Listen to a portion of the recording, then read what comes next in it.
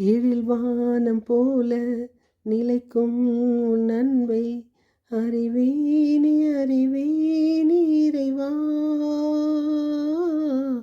உனைப் போல நானும் பிறர் அன்பில் வளர அருள்வாயி அருள்வாயி தலைவா. மகிழ்ந்திட நானும் அருள் வேண்டுமே, ஒளிர்ந்திட நானும் துணை வேண்டுமே. நிழலாய் நிறைவாய் வாழ்வினில் வருவாய். என் சுவாச காற்றே, என் வாழ்வின் ஊற்றே, இறைவாய் என் உள்ளம் வருவாய்.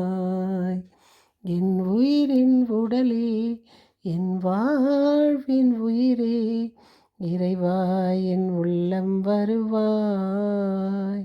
என் வாழ்வும் என் வளமும் எல்லாமும் நீதானே. இறைவா தலைவா அன்பினை பொழிவாய். என் சுவாச காற்றே, என் வாழ்வின் ஊற்றே, இறைவா என் உள்ளம் வருவாய். என் இனிய உறவுகளே, நாம் இன்று 2/2/25 இருக்கின்றோம். நாம் இன்று இறைவனை காணிக்கையாக, இயேசுவை 40 நாள் பிறகு காணிக்கையாக கொடுத்த நாளை நாம் கொண்டாடுகின்றோம். Presentation of our Lord Jesus Christ. இன்று நாம் தொடர்ந்து வாசித்து கொண்டு வருகிற சங்கீத தொடர்ச்சி ஆவியானவரின் துணையோடும் அன்னையின் அன்பிலும் 71 1 2 3. இன்றைய முதல் வாசகம் மலாக்கி 3:1-4. எதிர்நோக்கியிருந்தபடியே தூதரை இதோ உனக்கு அனுப்புவேன் என்றவர் அந்த அறிக்கையை அவர் வெளியிடுகிறார். இன்றைய இரண்டாம் வாசகம் எபிரேயர். பிள்ளைகளைப் போல் கிறிஸ்து அதே இயல்பு பங்கு கொண்டார். இன்றைய தூய நற்செய்தி வாசகம் 2:22-40. இயேசுவை கையில் எடுத்து என் கண்கள் கண்டு கொண்டன என்றார். கடவுளை போற்றி அந்த இடத்தில் அண்ணா என்ற 84 வயது 7 ஆண்டுகள் மட்டுமே கணவனோடு வாழ்ந்த ஒரு பெண். அவர் அங்கு இந்த அதிசயத்தை காண காத்திருந்தார். இறைவன் வரப்போகிறார் என்ற அந்த அதிசயத்தை காண அங்கு அந்த கோவிலிலே இருக்கிறார்.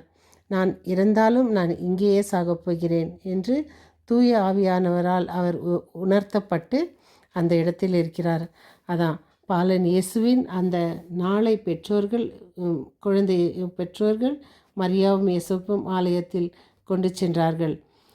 தன்னை ஒரு சிறு பந்தாக இயேசுவின் கரத்தில் ஒப்படைத்து விட்டால் அந்த பந்தை அவர் மனம் போல் எப்படியும் உதைக்கலாம், விளையாடலாம், பயன்படுத்தலாம் என்று கூறி துறவற வாழ்வை ஏற்றுக்கொண்டால் துறவற வாழ்க்கை என்பது ஒரு அர்ப்பண வாழ்வு.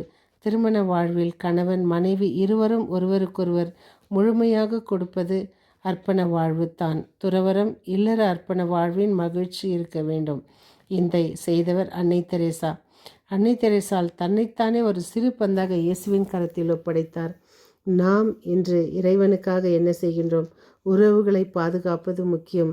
விதைகளைப் போல் வெடித்து முளைக்க நேரம் எடுக்கும். குடும்பத்தில் இருந்து கொண்டே ஏனோக்கு 300 ஆண்டுகள் நடந்தார். ஏனென்றால் ஜெபத்தில் நடந்தால், இறை வார்த்தையோடு நடத்தல், ஜெபமாலை ஜெபிப்பது, இறை புத்தகங்களை வாசிப்பது, இறை வார்த்தையை வாசிப்பது, இறைவன் நமக்கு கொடுக்கும் வரங்கள் ஏராளம். விண்ணகத்தில் நம் பெயர் எழுத நம் செயல்கள் இருக்க வேண்டும். ஒரு பெரிய பறவை ஒன்று என்ன செய்ததாம், ஒரு நாள் அதற்கு பசி என்று வந்தபோது கடலுக்கு நடுவில் சென்று உள்ளே இப்படி கொத்தி கொண்டு ஒரு மீனை கொண்டு வருகிறது. வந்து ஒரு இடத்தில் உட்கார்ந்து அது கால்களுக்கு மத்தியில் வைத்து கொண்டு அதனுடைய 2 கண்கள் பக்கமாக இருக்கும் அல்லவா, சாய்ந்து அதை பார்க்கிறது. இந்த மீனுக்கு என்ன தோன்றியதோ தெரியவில்லை. உடனே அந்த மீனை கொண்டு போய் நடுக்கடலில் போய் போட்டு விடுகிறது. விழுந்த மீன், அது ஆக்சிஜன் இல்லை இல்லையா, தத்தளி கொண்டு அப்படியே தடுமாறி தடுமாறி தடுமாறி மேலே வந்து ஒரு பெரிய வாயை திறந்து மூச்சை எடுத்து கொஞ்ச நேரத்தில் அது தன் முட்டைகளை பொரிக்கிறது. இதை கண்ட அந்த படம் பிடித்து கொண்டிருந்த ஒருவன், என்ன அவனுடைய அந்த எழுத்து என்னவாயிருக்கிறது என்றால், வரும் தலைமுறையினரை காப்பாற்றுங்கள், நீங்கள் மீன் சாப்பிடுங்கள் வேண்டாம் என்றால், ஆனால் முட்டையை அது விட்டதினால் அந்த தலைமுறை காப்பாற்றப்பட்டது. அதான் அந்த கொக்கு அந்த பறவை செய்தது. நமக்கென்று அந்த இறைவன் இயேசுவை நம் தலைமுறைக்காக காப்பாற்றி கொடுத்த பிதா.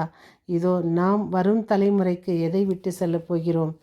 இதோ இறை வார்த்தையை நாம் கேட்பது மட்டுமல்லாமல் நம் மற்றவர்களுக்கு அறிவிக்கவும், அவர்களை இதோ அன்னாள் இறைவனை காண காத்திருந்தது போல நம் பிள்ளைகளுக்கு அந்த ஒரு அதிசயத்தை காண செய்வோம். இறை வார்த்தை என்பது ஒரு அழகு, திருவிவிலியம் என்பது ஒரு அதிசயம். அதில் காணுகின்ற ஒவ்வொன்றும் நமக்கு அற்புதம்.